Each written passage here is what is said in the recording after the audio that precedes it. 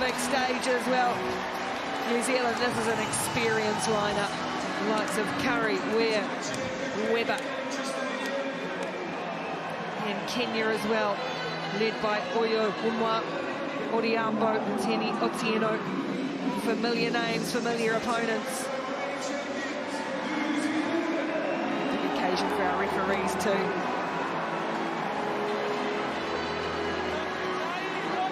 Ngarohi Magavi Black, a key component of this New Zealand side. Trying to earn a place in a semi-final against Fiji. It's an enticing prospect for New Zealand and Kenya as the quarter-final is ready to go.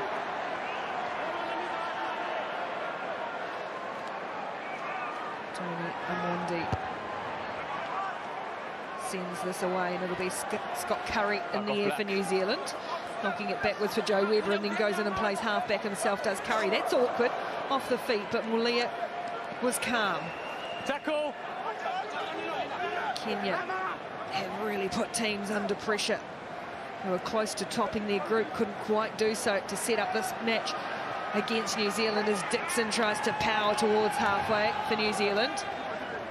Ware for Ware. And now Curry. Big wide ball that's floated forward to Mulia, who doesn't quite agree with the call, but I don't think they ever do, Philippa. No, absolutely not.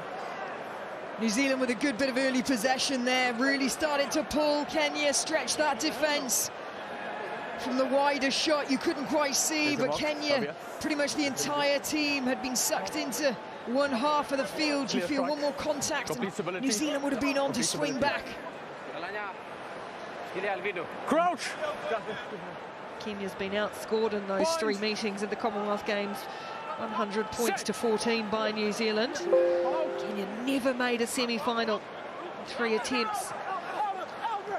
Chance for them here. It's going to be a penalty. Played on the ground, saying that the ball hadn't come out of that scrum. Ball's not out of the scrum. Ball's not out of the scrum. Scrum option. We'll set another scrum.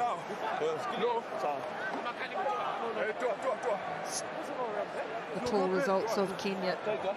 Narrow defeat for Australia, against Australia rather. Point. It would have seen them top the group had they got over that. Anyway, that's in the past. What's in front of them now is Johnston Lindy feeds the scrum. And away go Kenya. First real good attacking foray for Odiambo. It's scooped up by Dixon though on the ground. He swooped on that loose ball, read it really well. And Regan Ware will clear from halfback.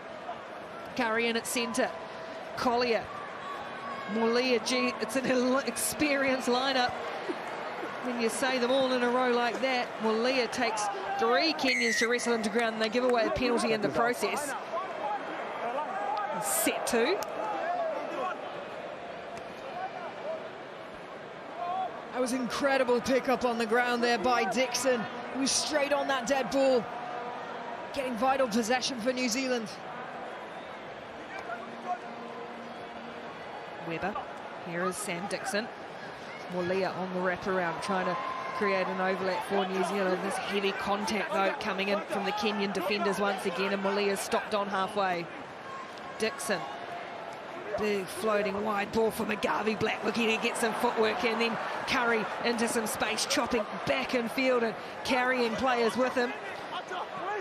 Odiambo tried to get on that ball, couldn't rip it away out of Curry's arms, and New Zealand will pour forward. Big ball here for Mulia again. Gee, standing in some wide positions, got a good bounce.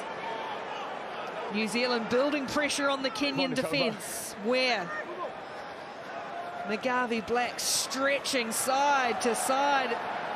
Curry again standing in the tackle, then carrying forward again. Dixon piles in to clean out. Now Magavi Black scoots away for New Zealand. The hole opened up, and Ngarohi Magavi Black opens the scoring in the quarter-final for New Zealand. Really clever play there from New Zealand. It was the one contact just before that sucked in the extra player. We see here just really good there, using his strength, keeping that ball alive. He 4 Kenyans trapped in there. The next player's too far away. He's disconnected. But it was just that fight. Staying on your feet, attracting in defenders to you, sucking them in, creating the opportunity. Becoming an increasingly prominent player, the young man from Ngāti East Coast, Ngārohi Magabi Black, gives New Zealand's first point, 7 points to 0. And they certainly had to work for it, didn't they? Kenya weathered an early storm there, going from edge to edge, but you could see it was energy-sapping stuff. Took too long to take that kick-off.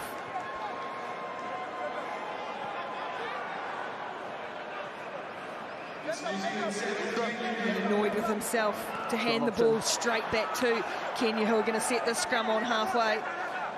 Checking to see if the clock was being moved forward too fast or something. Let's have it, yeah.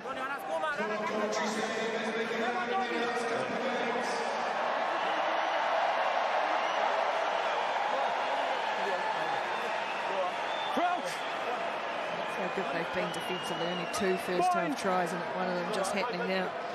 Buzz around Coventry Arena. Boy, they've been treated this evening, and here's another little treat as Olindi scoots away. And Kenya now turn to attack. It's slow ball, and Curry, he's a physical force for New Zealand. Great turnover for New Zealand there. Frustration after losing the ball from that, taking too long on the restart. So getting possession back straight away. Scott Curry, New Zealand Sevens Player of the Year, has been on sabbatical effectively from the Sevens program, playing 15s rugby in Japan, coming back just for the Commonwealth Games now, and will be available for the Rugby World Cup Sevens in a month or so's time. Matters here first, though. The Commonwealth Games quarter-final for the defending champions. Dixon. He's gone too far. It was Magabi Black penalised, and back we go again. We've been playing in the 22s, or between the 22s at the moment. Mulindi looking to get the captain Nelson Oyo into the action. Haven't seen a lot of him yet. Cleared away by Amondi. Maybe Amondi is stopped, as is Humwa. And then a big figure of Otieno. Kenya's turn to try and string some phases together, build some pressure on New Zealand. Johnston Alindi's ragdolled to the ground, losing the ball in the tackle of Magabi Black. Yeah, it's time for scrum. Physical stuff from both teams there. Kenya desperately trying to gain some momentum from those carries, fending off players left and right. But New Zealand dealing with them very well. Black, let's go. Getting that wrap, just slowing things down, preventing that offload.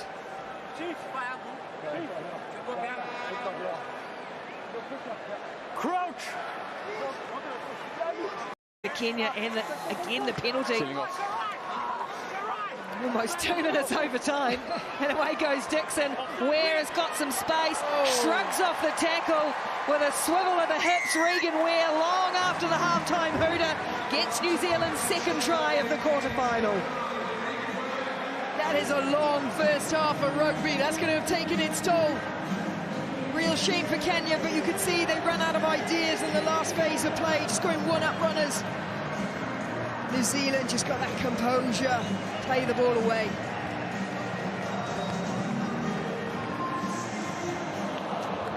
Regan Ware brought up 100 tries for himself earlier this year. As that conversion, I thought it was going to shave inside there, comes off the post. So New Zealand leading Kenya at halftime in the quarterfinal, 12 points to 0.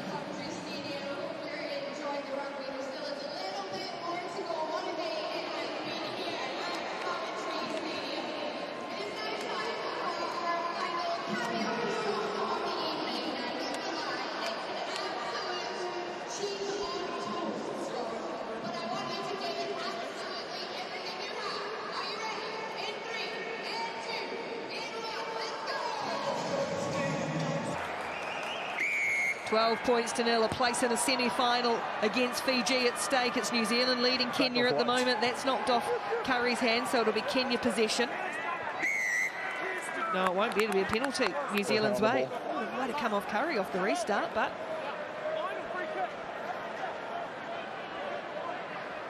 Yeah, ref just deems it as holding on.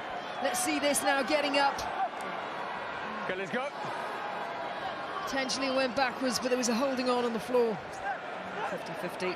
And anyway, it's New Zealand ball, and Joe Webber had a chance to run yet. It's been a good combo, Webber and McGarvey Black. And McGarvey Black knocked it on. Webber picked it up from an offside position, so that's a penalty, and that allows Kenya to then get a case of the dropsies as well. Alvin Otieno.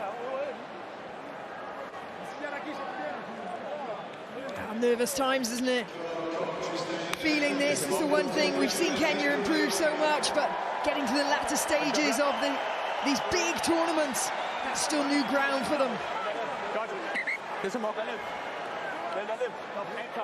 William Bucker into the field. Knows New Zealand well, spent some time playing there as well. Yeah, and especially, as you say, Philip, against a team that does know how to play these big games. 38 wins out of 39 matches in Commonwealth Games. The New Zealand men's sevens team. McGarvey Black and Webber, this time they connect. There's a big wide ball and a beautiful angled run for Regan Ware, gliding onto the pass. Ware gets a second. But what about that pass to him? Just going to go 10, but again, New Zealand can't bring it down, so Kenya desperately looking for some points on the board to put some scoreboard pressure on New Zealand too, as Mbaka's ragdolled to the ground, and then again the Kenyan players lose their feet at the breakdown, and that's a penalty. Leroy Carter. Carter tries to step through one. Offload for Curry. 4-3. 2 metres short, Scott Curry. Dixon for Carter. All energy and bustle. McGarvey Black with the crossfield kick, who's underneath it for New Zealand. It's the tall figure of Dylan Collier. Gets rid of one defender. Now they come back and it keeps it in play. Where is there in support? Kenya driving in, trying to get their hands on the ball, can't do so. Dixon. Here's Webber again. That little stutter goose step. Curry's looming wide, not stopping Scott Curry from there. Oh, unless you go a bit high. He gets it down. Scott Curry scores for New Zealand. Just a warning too on the penalty, on the high shot rather. Scott Curry in the action. Really patient stuff there, and it was all instigated by this beautiful crossfield kick. Perfectly weighted and timed. Giving Collier the perfect opportunity to try and back himself for that score, but New Zealand were patient. Edge-to-edge stuff again. Now it's just Kenya, last-ditch tackle there, nothing malicious in that. They make it look so simple, but that was a high-pressured few phases of play. Not after the try. 24 points to nil. Conversion just fades across the posts. New Zealand with 2.5 to play. Get some fresh legs into it. The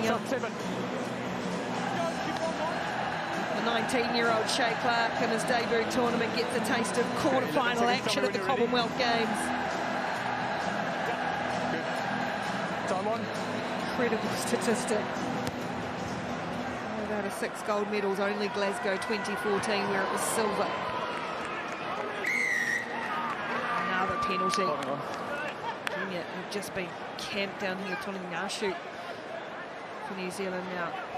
Here's the youngsters, Tangitau and Clark combining on the right. Garvey Black and Rokoli Soa out there too. Clark Laidler able to really roll the subs in now. Ngashu. Tony Ngashu offloads, the hands are good down low from Collier. Collier driving towards the line and gets the ball down under immense pressure. Great strength from Dylan Collier. Momentum all with New Zealand now. Just under 2 minutes to go and they could really start ramping things up. Again, patient play, stretching Kenya left and right, and you could just see that Kenya are really having to get off their bike now and go as hard and as fast as they can to try and cover the field from edge to edge. Constantly making those angled tackles are so difficult to really be effective, to be dominant, allowing New Zealand to keep that ball alive. New Zealand flag flies. There was disappointment earlier in the day. The women beaten in the semi-finals. They'll play off for bronze. After a wonderful performance by Australia. This has been a good effort from the New Zealand men in a quarter-final. 31 points to 0 now. Kickoff's not going to go 10 metres. Everybody misses it. Yeah, not touched.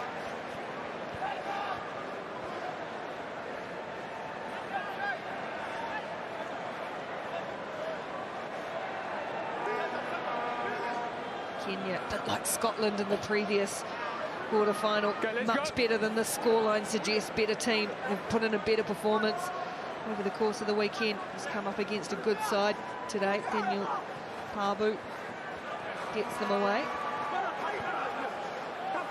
Awkward spin for Anya. Bit